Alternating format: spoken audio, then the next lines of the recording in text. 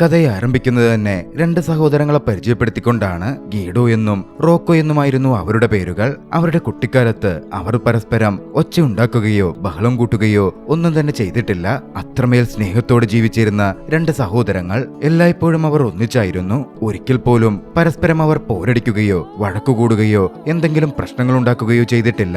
ഒരാളുടെ ആവശ്യത്തിന് അടുത്തയാൾ എപ്പോഴും മുമ്പിൽ തന്നെ വന്ന് നിൽക്കുമായിരുന്നു. അച്ഛൻ അവർക്കായി കളിക്കുവാൻ ബൈക്ക് വരെ വാങ്ങിക്കൊടുത്തു. പക്ഷേ ആ സന്തോഷങ്ങളൊന്നും അധികകാലം അങ്ങ് നീണ്ടുപോയില്ല. കുറച്ചു വർഷങ്ങൾ പിന്നിട്ടപ്പോ അവരുടെ പാരന്റ്സ് ചില പ്രശ്നങ്ങളുടെ പേരിൽ സെപ്പറേറ്റഡ് ആയി. ആ സമയം രണ്ടു മക്കളും രണ്ടിടത്തായി പോയി. ഒരാൾ അച്ഛന്റെ കൂടെയും മറ്റൊരാൾ അമ്മയുടെ കൂടെയും. ഗീഡോ ആയിരുന്നു അമ്മയ്ക്കൊപ്പം പോയത്. റോക്കോ അച്ഛനൊപ്പം തന്നെ താമസിച്ചു. 30 കൊല്ലക്കാലം അങ്ങ് കടന്നുപോയി. ഒരു ദിവസം റോക്കോ തന്റെ ട്രാക്ടർ ശരിയാക്കിക്കൊണ്ടിരിക്കെ നഴ്സിൽ നിന്ന് ഫോൺ കോൾ വന്നു. അച്ഛന് തീരെ സുഖമില്ല, വേഗം വീട്ടിലേക്ക് വരൂ എന്ന് പറഞ്ഞിട്ടായിരുന്നു അത്. റോക്കോ ഓടിപ്പിടിച്ച് നേരെ വീട്ടിലേക്ക് ചെല്ലുകയാണ്. റോക്കോയുടെ അച്ഛന് ലങ് ക്യാൻസർ ആയിരുന്നു.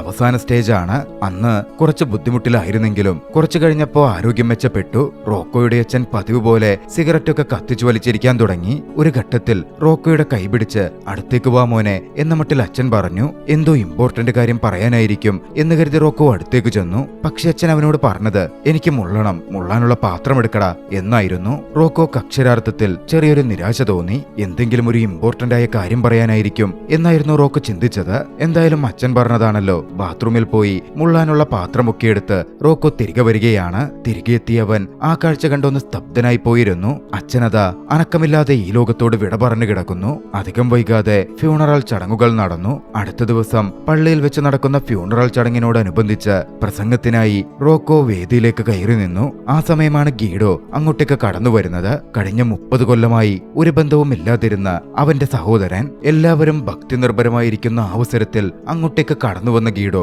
അവിടെ ഒരു സീൻ തന്നെ ഉണ്ടാക്കി. ഗീഡോ റോക്കോയെ കെട്ടിപ്പിടിക്കാൻ ചെന്നു. ഓൾറെഡി അച്ഛന്റെ മരണം കൊണ്ട് റോക്കോ വല്ലാതായിരിക്കുകയായിരുന്നു. ഇതിനിടയിലാണ് ഗീഡോ കെട്ടിപ്പിടിക്കാൻ വരുന്നത്.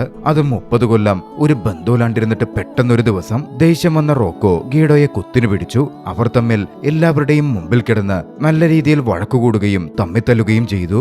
ആ നല്ലൊരു ഫൈറ്റിന് ശേഷം ഇരുവർക്കും കുറച്ച് സമാധാനം തോന്നിയിരുന്നു. പിന്നീട് ഫ്യൂണറൽ ചടങ്ങുകൾ അവർ മുമ്പോട്ട് കൊണ്ടുപോയി. അച്ഛന്റെ മൃതദേഹം അഗ്നിക്കിരയാകുന്നതും മറ്റും ഇരുവരും നോക്കിക്കണ്ടു. അന്ന് രാത്രിയിൽ ഗീഡോയും റോക്കോയും ഒന്നിച്ചിരിക്കുകയായിരുന്നു. ഗീഡോ റോക്കോയോട് പറഞ്ഞു, അടുത്ത ദിവസം തന്നെ എനിക്ക് മടങ്ങിപ്പോകണം, ടൗണിൽ പ്രധാനപ്പെട്ട ജോലിയുണ്ട്. റോക്കോ അതിൽ കാര്യമായി പ്രതികരിച്ചൊന്നുമില്ല.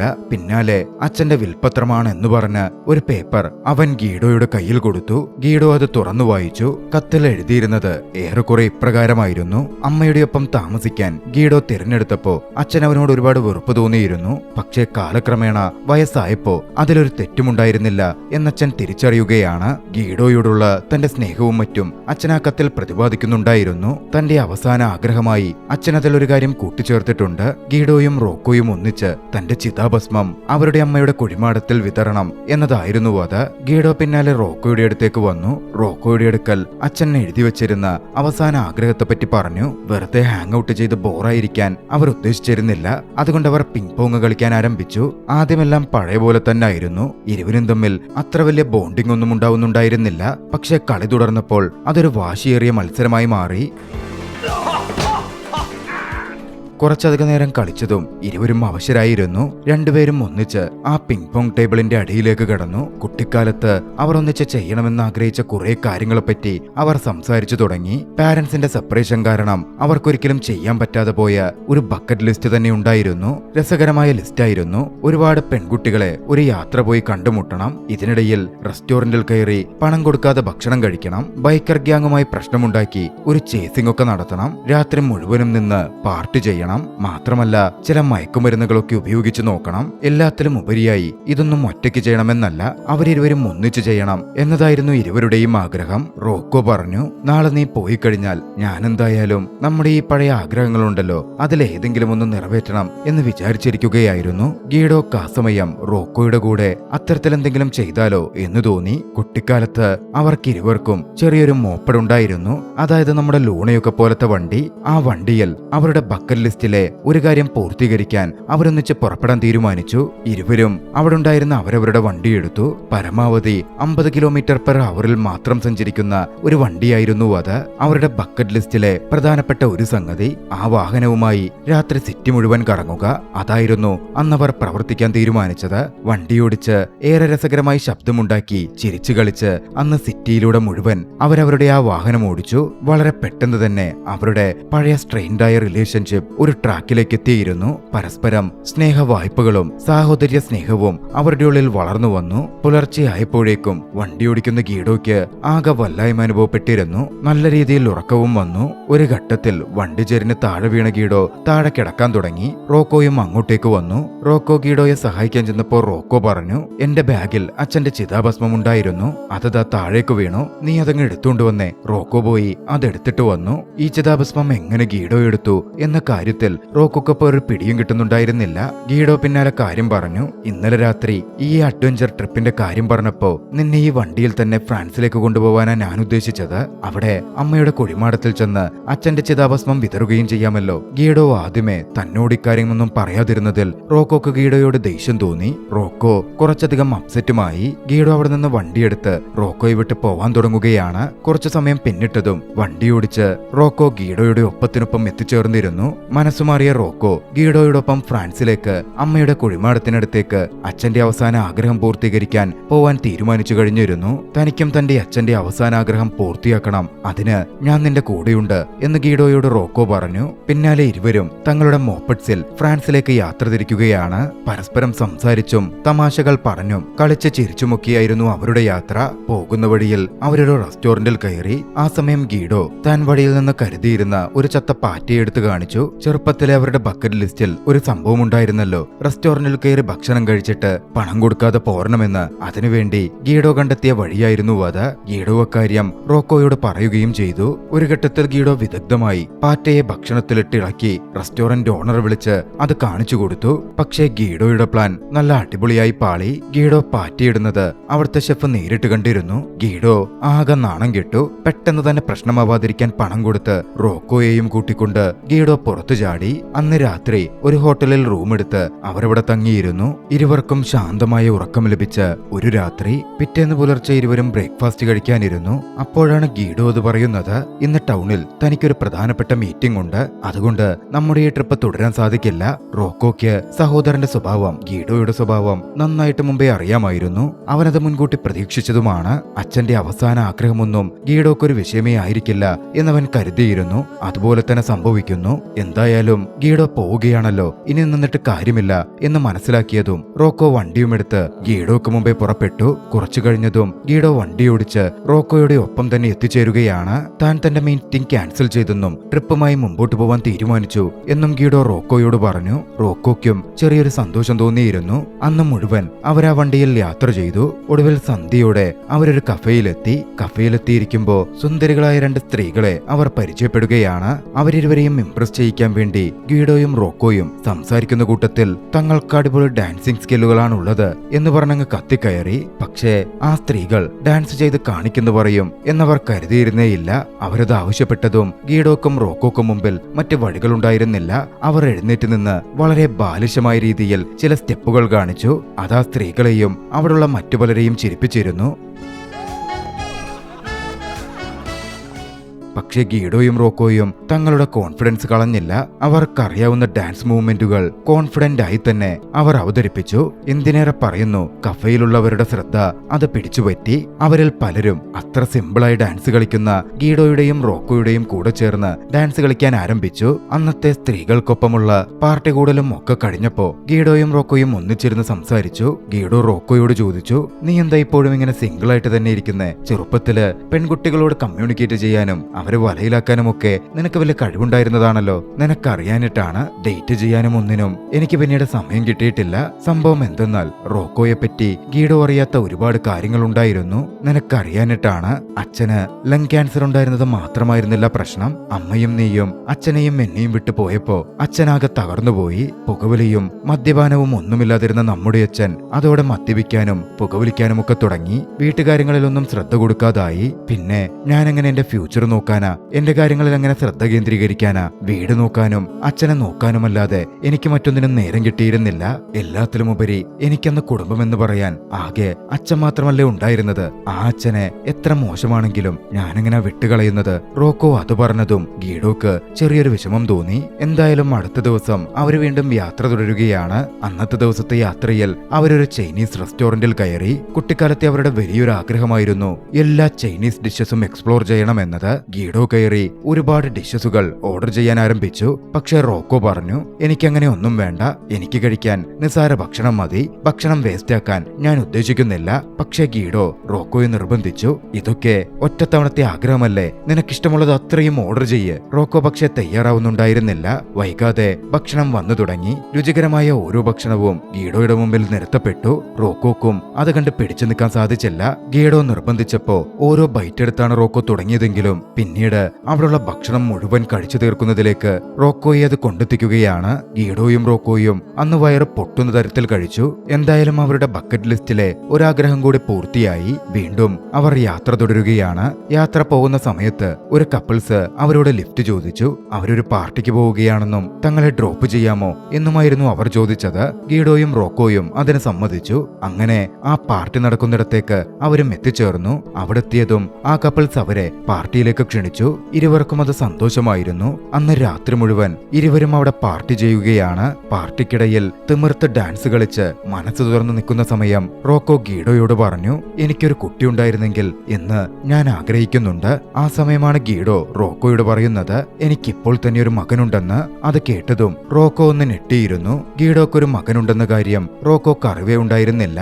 റോക്കോക്ക് ഗീഡോയുടെ കാര്യം ആലോചിച്ചപ്പോ അവനോട് അസൂയയും സ്വയം ദേഷ്യവും തോന്നി. പാർട്ടിയിൽ നിന്ന് മാറി റോക്കോ തനിച്ചു ചെന്നിരുന്നു. തന്റെ കുട്ടിക്കാലത്ത് അമ്മയ്ക്കൊപ്പം താൻ പോയിരുന്നെങ്കിൽ, അച്ഛനൊപ്പം ഗീഡോ നിന്നിരുന്നെങ്കിൽ എന്നൊക്കെ റോക്കോ ഒരു നിമിഷം ആലോചിച്ചു. അച്ഛന്റെ കാര്യത്തിൽ റോക്കോക്ക് ദേഷ്യവും അനുഭവപ്പെട്ടു. ആ ദേഷ്യത്തിൽ അച്ഛന്റെ ചിതാഭസ്മം എടുത്ത് നിന്നയിടത്ത് തന്നെ റോക്കോ ചിതറി വീഴ്ത്തി. മദ്യത്തിന്റെയും മയക്കുമരുന്നിന്റെയും ലഹരിയിലായിരുന്നു അയാൾ അപ്പോൾ. പിറ്റേന്ന് ബോധം തെളിയുമ്പോഴാണ് താൻ ചെയ്ത കാര്യത്തെപ്പറ്റി റോക്കോ തിരിച്ചറിയുന്നത്. ഗീഡോ അതറിഞ്ഞാൽ പ്രശ്നമാവും എന്ന് ചിന്തിച്ച റോക്കോ വേഗം തന്നെ അവിടെ കിടന്നിരുന്ന കുറച്ച് ചാരമെടുത്ത് ചിതാഭസ്മം ഉണ്ടായിരുന്ന പാത്രത്തിലാക്കി വെച്ചു. പിന്നാലെ ഗീഡോയോട് നടന്ന കാര്യങ്ങൾ ഒന്നും തന്നെ പറഞ്ഞില്ല.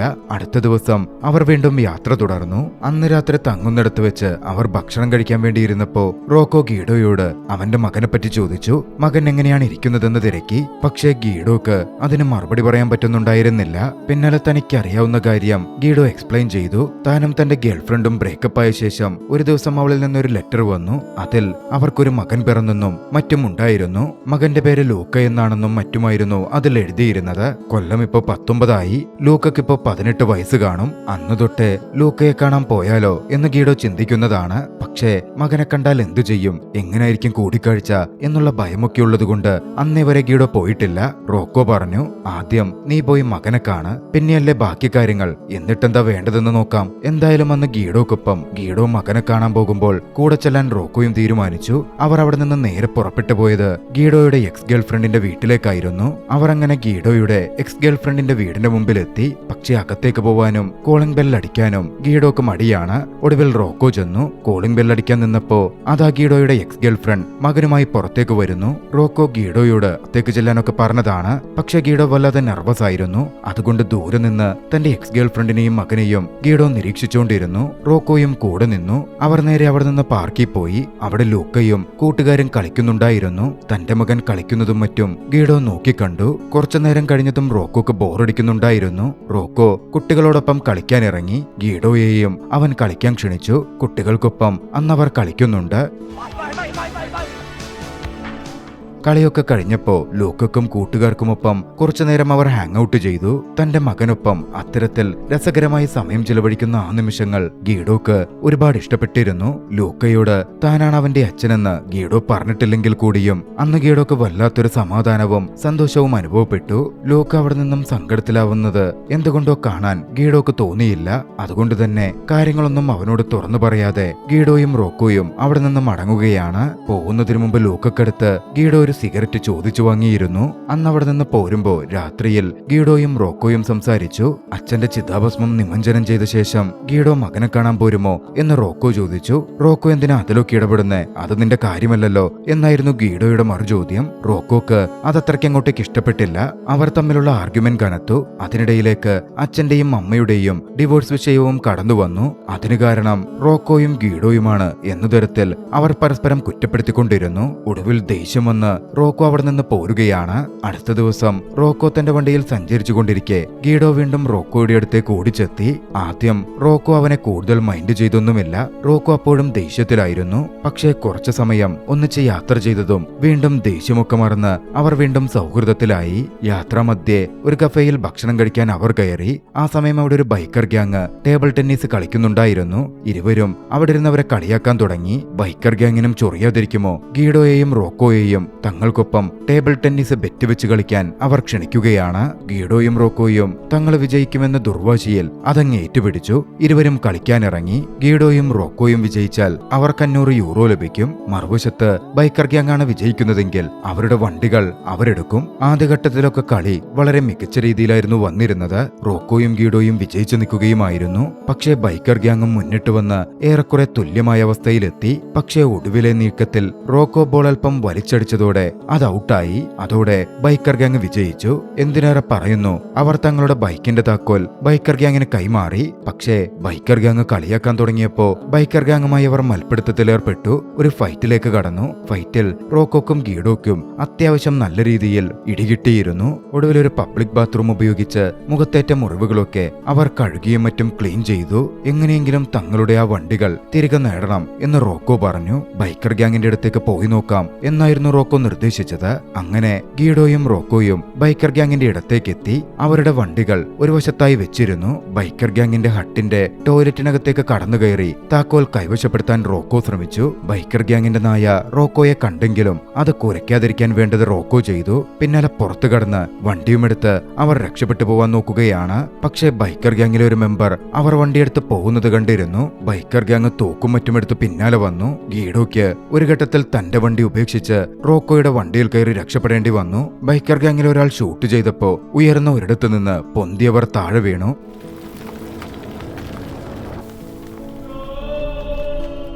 ഭാഗ്യവശാൽ വലിയ അപകടം ഇരുവർക്കും പറ്റിയിരുന്നില്ല. അങ്ങനെ എഴുന്നേറ്റ് വന്നവർ റോക്കോയുടെ വണ്ടിയിൽ ഒന്നിച്ച് ബാക്കിയുള്ള യാത്ര തുടരുകയാണ്. ആ യാത്രയിൽ അവരുടെ ബക്കറ്റ് ലിസ്റ്റിലുണ്ടായിരുന്ന എല്ലാ കാര്യങ്ങളും അപ്രതീക്ഷിതമായി സംഭവിച്ചതാണെങ്കിൽ കൂടിയും പൂർണ്ണമായി കഴിഞ്ഞിരുന്നു. ഒടുവിൽ യാത്ര ചെയ്ത് അവർ അമ്മയുടെ കുഴിമാടത്തിനടുത്തേക്ക് എത്തി. അമ്മയുടെ കല്ലറ തുറന്ന് അച്ഛന്റെ ആഗ്രഹം പോലെ ചിതാഭസ്മം അതിനകത്തേക്ക് നിക്ഷേപിക്കാൻ ഗീഡോ ഒരുങ്ങി. പക്ഷേ ചിതാഭസ്മത്തിന്റെ പാത്രം തുറന്നപ്പോ അതിലെ ചിതാഭസ്മത്തിന് കരിയുടേതുപോലുള്ള മണം അവൻ അനുഭവപ്പെടുകയാണ്. ഇതെന്താ ഇങ്ങനെ എന്ന് ഗീഡോ ചോദിച്ചു. റോക്കോ പറഞ്ഞു, അതാ ശ്മശാനത്തിലെ വ്യക്തി പറഞ്ഞിരുന്നു, ക്യാൻസറുള്ള വ്യക്തികളുടെ ശരീരം കത്തിച്ച ഇതുപോലത്തെ മണമാ ഉണ്ടാവുന്നതെന്ന്. ഗീഡോ ആണെങ്കിൽ അത് വിശ്വസിക്കുകയും ചെയ്തു. എന്തായാലും അമ്മയുടെ കല്ലറയിലേക്ക് അച്ഛന്റെ ചിതാഭസ്മം എന്ന് തെറ്റിദ്ധരിച്ച് ആ ചാരം ഗീഡോ നിരത്തി. ലക്ഷ്യം പൂർത്തിയായതോടെ ഇരുവരും പരസ്പരം യാത്ര പറഞ്ഞ് രണ്ടു വഴിക്ക് പിരിയാൻ തുടങ്ങുകയാണ്. സാധാരണ ഒരു യാത്ര മാത്രമായിരുന്നു അത്. പക്ഷേ വർഷങ്ങളായി കണ്ടിട്ടില്ലാത്ത രണ്ട് സഹോദരങ്ങൾക്ക് അവരുടെ ജീവിതത്തിലെ ഏറ്റവും വിലപ്പെട്ട നിമിഷങ്ങളായി ആ നിമിഷം അത് അനുഭവപ്പെട്ടു. യാത്ര പറഞ്ഞ് പിരിയാൻ നേരം ഗീഡോ തന്റെ സഹോദരനോട് പറഞ്ഞു, എനിക്കിപ്പോൾ കുടുംബമെന്ന് പറയാൻ നീ മാത്രമേയുള്ളൂ, എന്നെ ഉപേക്ഷിച്ചേക്കരുത്. റോക്കോ അത് കേട്ട് ഇമോഷണലായി തന്റെ സഹോദരനെ നോക്കി പുഞ്ചിരിച്ചു. റോക്കോ അവിടെ നിന്ന് വണ്ടിയിലും ഗീഡോ നേരെ റെയിൽവേ സ്റ്റേഷനിലേക്കുമായിരുന്നു പോയത്. റെയിൽവേ സ്റ്റേഷനിൽ നിൽക്കുമ്പോ എന്ത് ചെയ്യണമെന്ന് ഗീഡോയ്ക്ക് ആകെ കൺഫ്യൂഷൻ അനുഭവപ്പെട്ടു. ലൂക്കയെ പറ്റി റോക്കോ പറഞ്ഞ കാര്യങ്ങളെപ്പറ്റി ചിന്തിക്കാതിരിക്കാൻ ഗീഡോക്ക് സാധിക്കുന്നുണ്ടായിരുന്നില്ല. തന്റെ മകനെ കാണാൻ ഗീഡോ അതുകൊണ്ട് തന്നെ പുറപ്പെട്ടു പോവാൻ തീരുമാനിച്ചു. നേരെ അവന്റെ വീട്ടിലേക്ക് ചെന്നു. കോളിംഗ് ബെല്ല് മുഴക്കി. ലൂക്കയായിരുന്നു വാതിൽ തുറന്നത്. വാതിൽ തുറന്നയുടൻ ഗീഡോയെ കണ്ടതും ലൂക്കയുടെ മുഖത്ത് സന്തോഷം വന്നിരുന്നു. അതിനോടകം ഗീഡോ ആണ് തന്റെ അച്ഛനെന്ന് ലൂക്ക തിരിച്ചറിഞ്ഞു കഴിഞ്ഞിരുന്നു. അച്ഛനെ അവൻ ഫ്ളാറ്റിനകത്തേക്ക് വിളിച്ചു. അച്ഛനെഴുതിയ വിൽപ്പത്രം കൊണ്ട് ഗീഡോയുടെയും റോക്കോയുടെയും ജീവിതത്തിൽ കുറെ നല്ല കാര്യങ്ങൾ സംഭവിച്ചു. 30 കൊല്ലം പരസ്പരം കാണാതിരുന്ന ശേഷം ഒന്നിച്ച് സമയം ചെലവഴിക്കാനും അവരുടെ ബക്കറ്റ് ലിസ്റ്റിൽ മനസ്സിലെ കാര്യങ്ങൾ പൂർത്തിയാക്കാനും ഇരുവർക്കും കഴിഞ്ഞു. പക്ഷേ ആ കാര്യത്തിൽ ഒരു ട്വിസ്റ്റ് ഉണ്ട്. യാഥാർത്ഥ്യത്തിൽ അച്ഛൻ മരണപ്പെട്ടപ്പോൾ അച്ഛൻ ഗീഡോക്ക് എഴുതിയ കത്ത് ആദ്യമെടുത്തു വായിച്ചത് റോക്കോ ആയിരുന്നു. ആ കത്തിൽ തന്നെ വിട്ടിട്ട് പോയ ഗീഡോയോടുള്ള ദേഷ്യവും വെറുപ്പുമായിരുന്നു അച്ഛൻ എഴുതി വെച്ചിരുന്നത്. ആ കത്ത് മാറ്റി ഗീഡോ അന്ന് വായിച്ച ആ കത്താക്കിയത് എഴുതിയത് റോക്കോ ആണ്. തന്റെ സഹോദരനൊപ്പം സന്തോഷത്തോടെ കുറച്ചു സമയം ചെലവഴിക്കാൻ ഗീഡോ ആഗ്രഹിച്ചിരുന്നു. അതിനുവേണ്ടിയായിരുന്നു അവൻ അത്തരത്തിലൊരു കത്തെഴുതിയത്. ശേഷം ഗീഡോ അതുമായി മുമ്പിട്ട് സന്തോഷത്തോടെ അച്ഛന്റെ ആഗ്രഹ പൂർത്തീകരണത്തിന് വന്നപ്പോൾ റോക്കോ തനിക്കൊന്നും അറിയാത്ത പോലെ അഭിനയിക്കുകയായിരുന്നു. എല്ലാം ആലോചിച്ചപ്പോൾ റോക്കോക്ക് വലിയൊരു സന്തോഷം തോന്നി. ആ ദൃശ്യങ്ങളോടെ ചലച്ചിത്രം അവസാനിക്കുകയാണ്. രസകരമായ ചലച്ചിത്രം നിങ്ങൾക്കിഷ്ടമായെങ്കിൽ വീഡിയോ ലൈക്ക് ചെയ്യുക. അഭിപ്രായങ്ങളും നിർദ്ദേശങ്ങളും കമന്റുകളിൽ രേഖപ്പെടുത്തുക. കഴിയുമെങ്കിൽ ചാനൽ സബ്സ്ക്രൈബ് ചെയ്തും കൂട്ടുകാർക്ക് ഷെയർ ചെയ്തു കൊടുത്തും ഞങ്ങളെ സപ്പോർട്ട് ചെയ്യുക. അടുത്ത എപ്പിസോഡിൽ മറ്റൊരു മികച്ച ചലച്ചിത്രവുമായി നമുക്ക് കണ്ടുമുട്ടാം. അതുവരെ ബൈ.